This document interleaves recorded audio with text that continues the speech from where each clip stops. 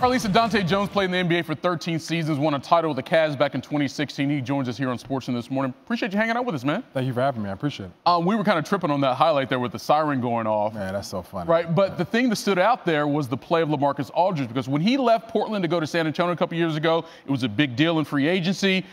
The expectations probably haven't been met so far, but this year he's balling. What have you seen different from LA this year than the first couple of seasons in San Antonio? I think his leadership is the biggest thing right now, with Kawhi being out and him being the focal point and starting games off. I think he's in shape this year. I think he's just coming out just with a different mindset than he had before. Took a step backwards to cater to Kawhi, but now he's a little bit more confident and ready to hold these Spurs down. How do you think that dynamic changed once Kawhi's come back from injury, though? I think it only helps them at this point in time. Okay. I think Kawhi is who Kawhi is, and Kawhi's going to come in and do the same thing he does. He's a selfless player. He plays both ends of the floor, but I think LaMarcus Aldridge being comfortable and confident in his role right now is just the biggest thing for them. Well, I mentioned the fact you won a title with the Cavs back in 2016. LeBron, I mean, so far with Cleveland, his points, assists, shooting percentages, minutes, all up from last season, but yet the Cavs only have a 7-7 record going into tonight's game. So the question is, what more can he do? Maybe what more must he do if the Cavs are going to get back to the finals yet again? I don't think the Cavs are playing for right now. I think the Cavs are trying to be the best team they can be at the end of the season. So these growing pains they're going through right now, I think are good for them. I look at it as a positive thing. I think you're learning right now. You're getting better. You're finding your roles. You're finding how you can contribute. I think it's different for all the 7 guys that they have.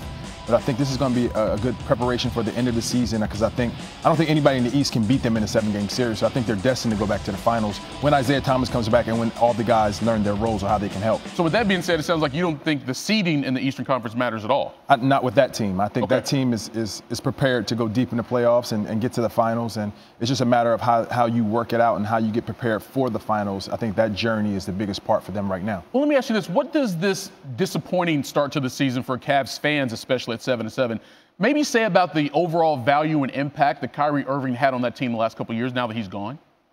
It says a lot for the value that he did have, but it says a lot for the chemistry between the two players that played together. And I think when you add players to a new team, you're going to have some bumps in the road. 7 new players, guys who have different roles than what they're used to, and a shorter training camp. So that evolves into something different. I think the league is in a great situation right now, but the Cavs are on a learning curve, and I think that's better for the end of the season. You were in that locker room, obviously, and a lot of people were surprised when Kyrie asked to be moved from Cleveland this year, and we all thought it went back to his relationship or lack thereof with LeBron. What did you see when those two interacted? I saw positive things. I saw 2 guys trying to make it work and enjoying playing with each other. I've seen Kyrie mature, and I think this is a part of Kyrie's maturation process where he wants more for his career. He wants to be able to be a leader for somebody else. There was definitely an age difference that helped the dynamic out and made it tough at times, but I don't think they didn't get along. It's just that Kyrie wants more for his career, and he wants to move in a different direction, and we all need that respect in our careers. For those of us on the outside looking in, do we put too much value on the relationship, maybe off the court, that superstars on a team should have in order for that team to be successful?